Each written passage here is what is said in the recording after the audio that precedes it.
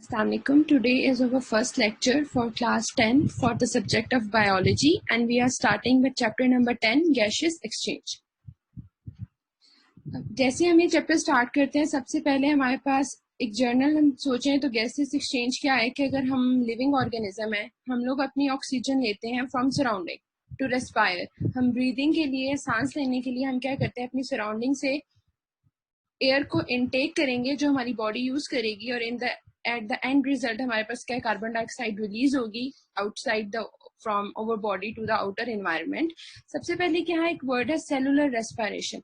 Cellular respiration क्या है कि जब हम कोई फूड टेक इन करेंगे तो हमारे फूड के अंदर हमारे जो फूड पार्टिकल्स हैं वो ब्रेक डाउन होते हैं। जब वो ब्रेक डाउन होते हैं तो हमारे पास जो एनर्जी प्रोड्यूस होगी उसे हमारी बॉडी यूज करेगी क्या बनाने के लिए, एटीपी। हमारी बॉडी जितनी भी एनर्जी यूज करती है वो किस फॉर्म में होती है, वो एटीपी के फॉर्म में होती है। तो सबसे पहले हमारे पास क्या है, सेलुलर रेस्पिरेशन क्या है। सेलुलर रेस्पिरेशन ऐसा प्रोसेस है जिसमें क्या ब्रेक होती है, सीएच बॉन्ड ब्रेक होती है, जो किस में प्रेजेंट है, फूड में प्रेजेंट है।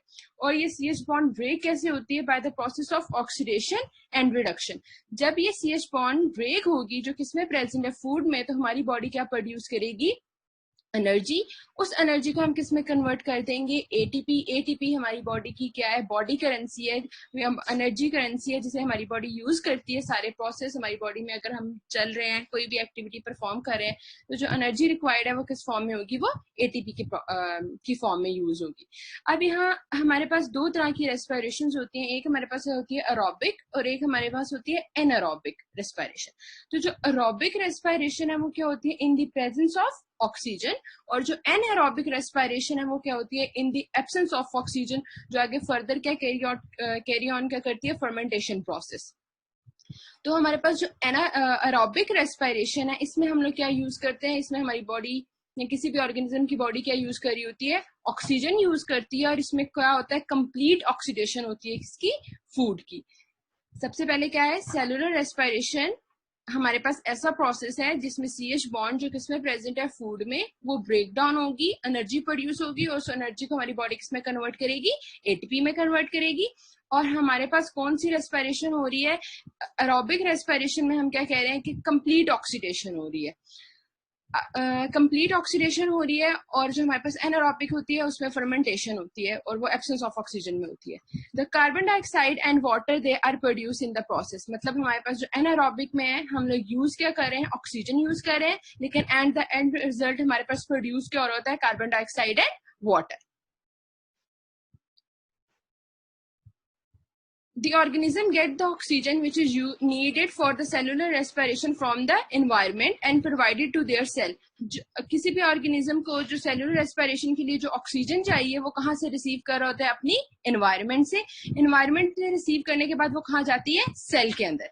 The carbon dioxide which is produced during the cellular respiration, it is taken out of the cell and ultimately from a body. Taking in of oxygen and getting out of carbon dioxide, it is termed as gaseous exchange. सबसे पहले उन्होंने क्या कहा है कि जो हमारे पास जो हमें सेलुलर रेस्पिरेशन के लिए जो ऑक्सीजन चाहिए होती है वो कहाँ से कोई भी बॉडी लेगी, एनवायरनमेंट से लेगी, और at the result at the end product हमारे पास क्या प्रोड्यूस हो रहा है, कार्बन डाइऑक्साइड। अब कार्बन डाइऑक्साइड हमारी बॉडी के लिए यूज की नहीं है, तो हम उसे क्या कर देंगे, बाहर एक्सहेल कर देंगे। ये जो प्रोसेस है जिसमें हम ऑक्सीजन को टेक इन करेंगे एंड कार्बन डाइऑक्साइड को बॉडी से रिलीज करेंगे, इस प्रोसेस को हम क्या बोलेंगे, गैसियस एक्सचेंज।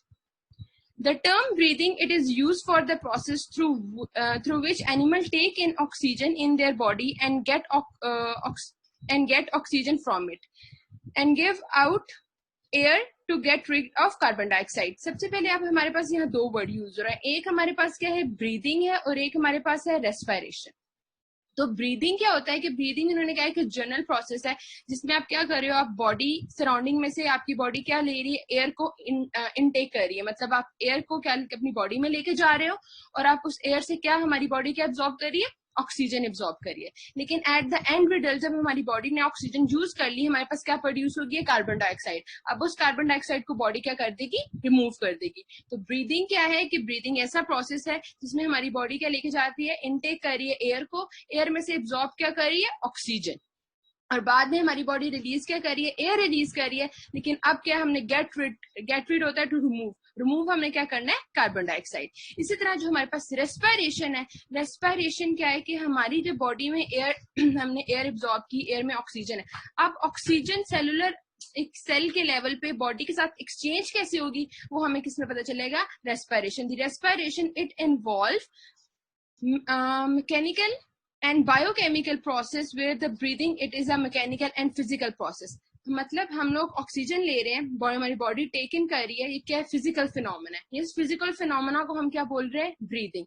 लेकिन सेलुलर लेवल पे हमारे पास oxygen and carbon dioxide exchange कैसे होगी, वो हमारे पास क्या है, रेस्पिरेशन है। और ये हमारे पास क्या है, ये बायोकेमिकल प्रोसेस है। सबसे पहले हमारे पास आ जाता है गैसियस एक्सचेंज इन प्लांट्स। जिस तरह हम ह्यूमन में और बाकी और हमारे ह्यूमन बॉडी में हमारे पास एक वेल डेवलप सिस्टम है, नोज है हमारे पास, जिससे हम एयर ले रहे हैं, फिर हमारे पास आगे लंग्स में जाके गैसेस एक्सचेंज हो रही हैं।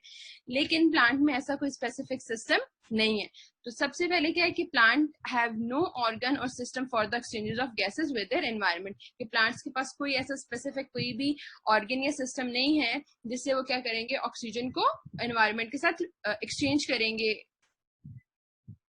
Every cell of the plant body exchange gases with the environment by it on। तो हमारे पास जो प्लांट्स में क्या है कि हर सेल की एबिलिटी है कि वो हमारे पास क्या करे, गैस को या एयर को एक्सचेंज कर सके इन अवर सराउंडिंग।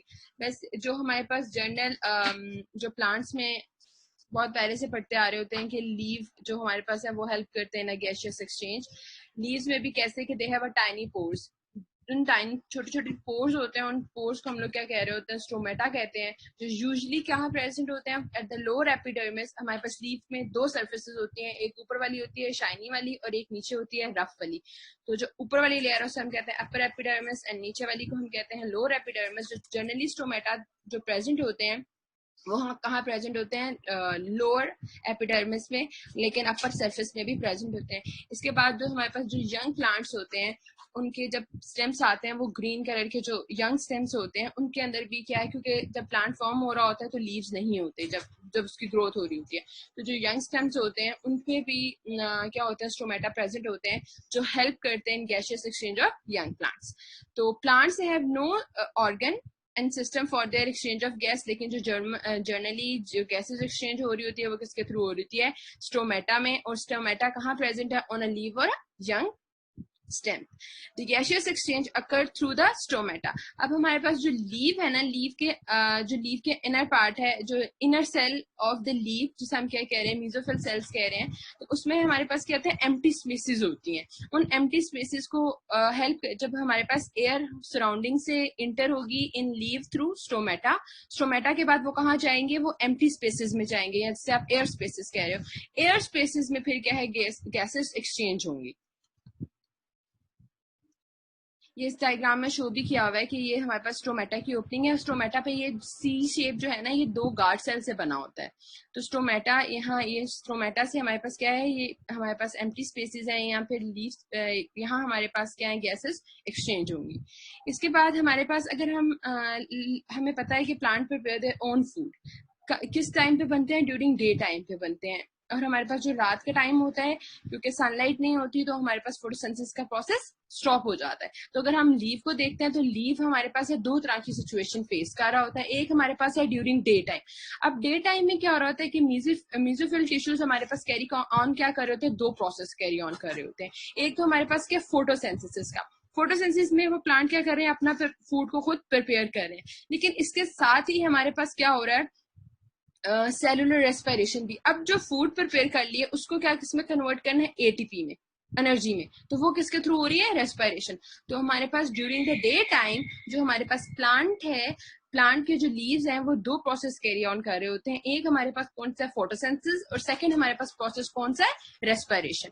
तो अब हमारे पास जो ऑक्सीजन प्रोड्यूस हो रही होती है ड्यूरिंग फोटोसिंथेसिस प्रोसेस, उसे प्लांट किस में यूज कर लेता है, सेलुलर रेस्पिरेशन में। इसी तरह सेलुलर रेस्पिरेशन में जब बॉडी कार्बन डाइऑक्साइड प्रोड्यूस कर रही होती है तो वो हमारे पास किस में यूज हो जाती है, फोटोसिंथेसिस में। तो डे टाइम में प्लांट खुद ही बैलेंस कर लेता है कि हमारे पास दो तरह के प्रोसेस हो रहे हैं। एक हमारे पास है फोटोसिंथेसिस, जिसमें प्लांट क्या यूज करता है, कार्बन डाइऑक्साइड यूज करता है, जो कहाँ से आती है, फ्रॉम सेलुलर रेस्पिरेशन। और सेलुलर रेस्पिरेशन, अब प्लांट का हमारे पास फोटोसिंथेसिस का एंड प्रोडक्ट में हमारे पास ऑक्सीजन बन रही होती है, वो प्लांट किसमें यूज कर लेगा, सेलुलर रेस्पिरेशन में।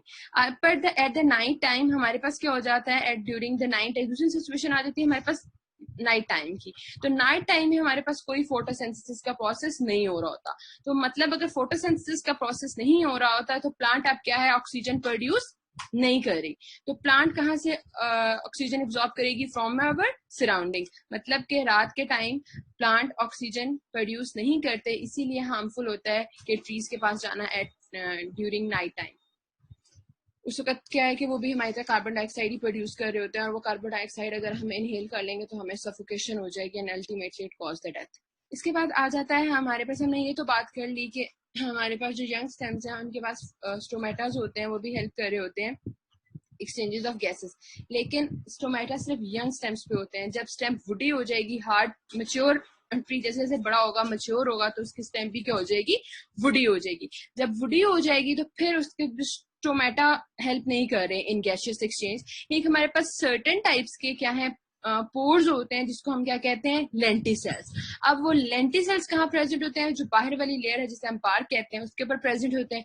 और ये किस में हेल्प कर रहे हैं, ये भी गैसियस एक्सचेंज में हेल्प कर रहे होते हैं। Gases diffuse in and out of general surface of a young root. उन्होंने कहा है कि जो गैसेस जो है, डिफ्यूजन क्या होता है कि डिफ्यूजन जनरली क्या है कि आपके पास कोई भी चीज आप अपनी हायर कॉन्सेंट्रेशन से मूव करिए टुवर्ड दी लोअर कॉन्सेंट्रेशन, या फिर कोई भी चीज मूव करिए from higher gradient to the lower gradient, जिसे हम क्या कह रहे होते हैं, डिफ्यूजन कह रहे होते हैं। तो गैस डिफ्यूज कर रही है from in to the outside of general, gases diffuse in and out of a general surface of a young root. ये रूट्स में भी क्या है कि डिफ्यूजन कैसे हो रही होती है, ये गैसेस एक्सचेंज कैसे हो रही होती है, फ्रॉम यंग जो रूट्स हैं वो भी डिफ्यूज कर रही होती हैं गैसेस को। The gases they are found in a soil, the gases are found in the soil surrounded by root। अब वो गैसेस कहाँ प्रेजेंट है, सॉइल में प्रेजेंट है, और सॉइल से ही रूट्स क्या है उसे एक्सचेंज करेंगी।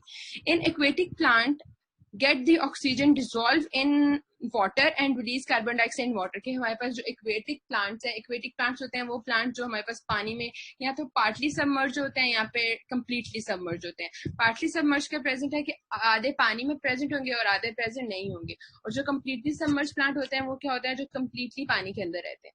तो एक्वेटिक प्लांट हमारे पास गैसेस एक्सचेंज कैसे करते हैं कि वो जो वाटर के अंदर जो कार्बन डाइऑक्साइड एब्जॉर्ब होगी, और मतलब हमारे पास अगर वाटर है, वाटर में अगर ऑक्सीजन है तो वो क्या करेंगे, उस वाटर से क्या है ऑक्सीजन को एब्जॉर्ब करेंगे। इसी तरह जब उन्होंने ऑक्सीजन यूज कर ली, एट द एंड उन्होंने रिलीज क्या करना है, कार्बन डाइऑक्साइड।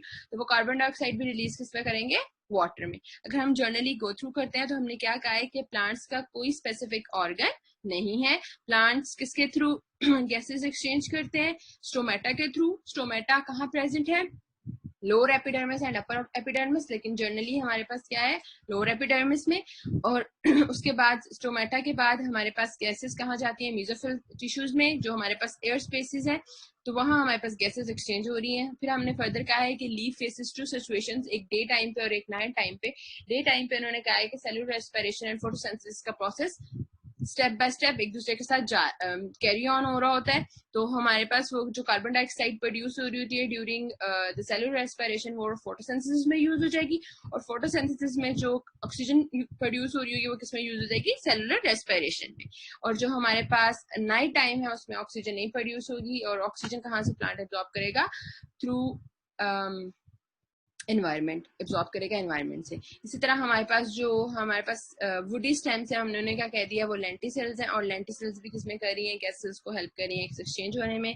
इसके अलावा हमारे पास आ जाता है कि एक्वेटिक प्लांट्स कैसे ऑक्सीजन ले रहे हैं फ्रॉम देयर वाटर, वो वाटर से ही अपनी ऑक्सीजन एब्जॉर्ब करते हैं, और एट द एंड वाटर में कार्बन डाइऑक्साइड को रिलीज करते हैं। यहाँ हमारे पास कुछ क्वेश्चन हैं जो याद रखने हैं, वो है हमारे पास स्टोमेटा कहाँ है, वो कहाँ प्रेजेंट है, और हमारे पास अगर ऑक्सीजन का एंड फोटोसिंथेसिस का एंड प्रोडक्ट क्या है, और सेलुलर रेस्पिरेशन क्या होती है, और एनर्जी प्रोड्यूस कैसे होगी, और एटीपी हमारी बॉडी में जो यूजुअली एनर्जी है वो किस फॉर्म में है।